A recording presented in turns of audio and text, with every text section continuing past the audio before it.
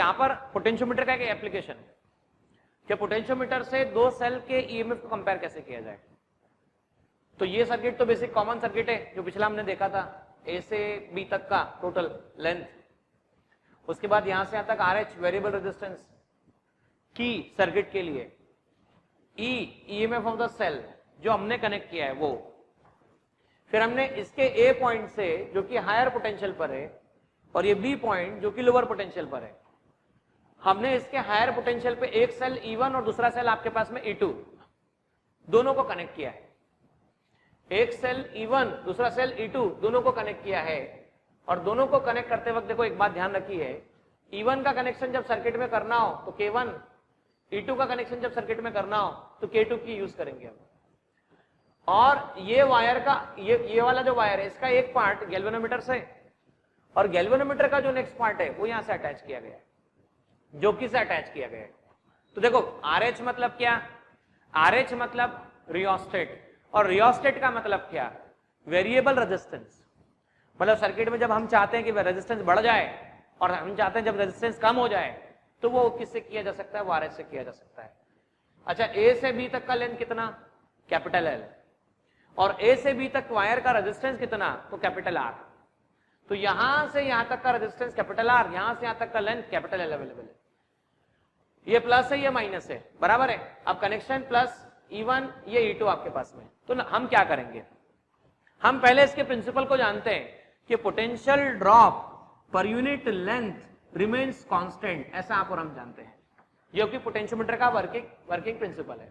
अब हमने क्या किया, हमने K एंड K1 को क्लोज किया, वापस सुनना ध्यान से, हाँ, इसको ओपन रखा K2 को, इससे कोई कनेक्शन नहीं। हमने इसको क्लोज कर दिया और इसको क्लोज कर दिया, मतलब अटैच कर दिया। तो सर्किट में इस तरह से अवेलेबिलिटी हो गई। अब देखो इसका मीनिंग हुआ E2 सर्किट का पार्ट नहीं है भाई, E2 सर्किट का पार्ट नहीं है, मतलब इसके होने ना होने से कोई फर्क नहीं पड़ने वाला। अब इसके होने ना होने से कोई फर्क नहीं पड़ेगा तो जो भी होगा किसके कारण फर्क पड़ेगा, E1 से पड़ेगा। अच्छा, पोटेंशियोमीटर के इंट्रोडक्शन लेक्चर में मैंने आप लोगों को क्या समझाया था, जो कि मैं एक बार फिर से डिस्कस कर रहा हूं। पोटेंशियोमीटर के इंट्रोडक्शन लेक्चर में मैंने आपको समझाया था कि जब हम पॉजिटिव से नेगेटिव की तरफ जाते हैं तो हम हायर पोटेंशियल से लोअर पोटेंशियल की तरफ जा रहे होते हैं। हायर से कहां तक की जा रहे होते हैं, लोअर पोटेंशियल की तरफ जा रहे होते हैं। तो पोटेंशियल ड्रॉप होता है। देखिए आपने क्या किया, गैल्वेनोमीटर से जॉकी का कनेक्शन था, जॉकी का मूवमेंट कहां से स्टार्ट किया, ए से करते करते करते करते करते करते बी की तरफ ले गए।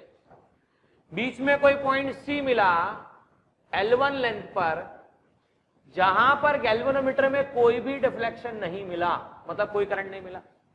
भाई कोई गैल्वेनोमीटर में कोई भी डिफ्लेक्शन नहीं मिला मतलब कोई करंट नहीं मिला।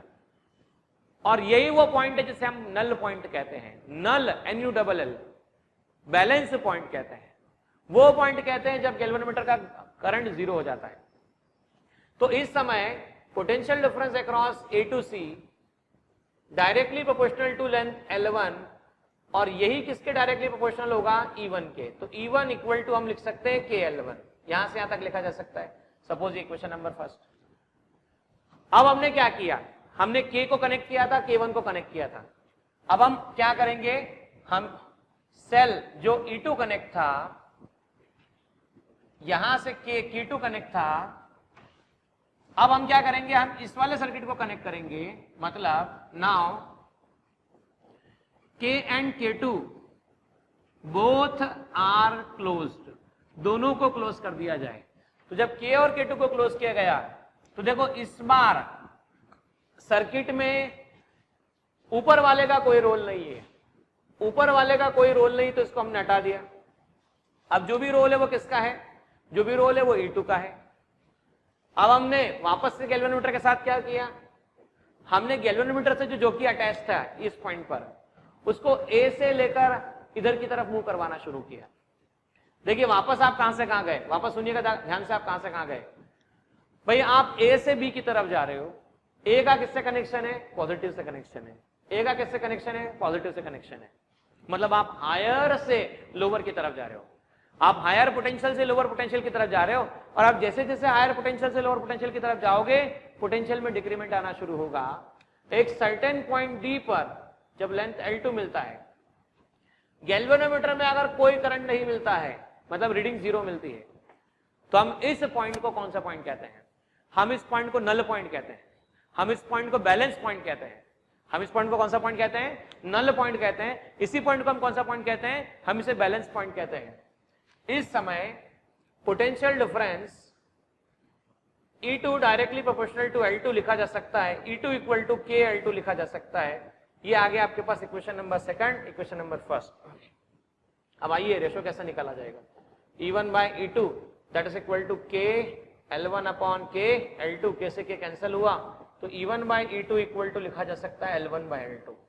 अब देखो L1 और L2 तो हमने ही मेजर किया कि भाई मान लो L1 आया 50 सेंटीमीटर और L2 आया मान लो 75 सेंटीमीटर, तो आप सीधे सीधे क्या लिख सकते हैं? E1 बाय E2 50 बाय 75, तो ये आ जाता है 10 divide by 25,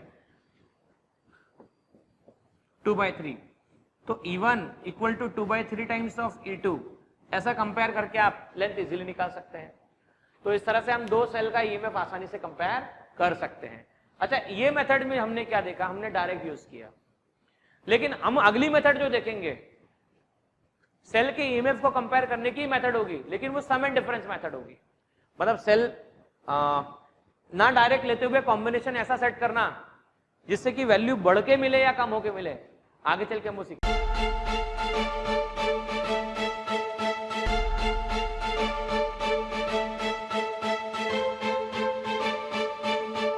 Purohit academy, main branch Prabhat Chowk, MJ college road, Lokmanya हॉस्पिटलच्या बाजूला, जळगाव आणि पांडे क्लासेस जवळ, बंधन बँके शेजारी, ट्रॅफिक गार्डनच्या समोर, जळगाव।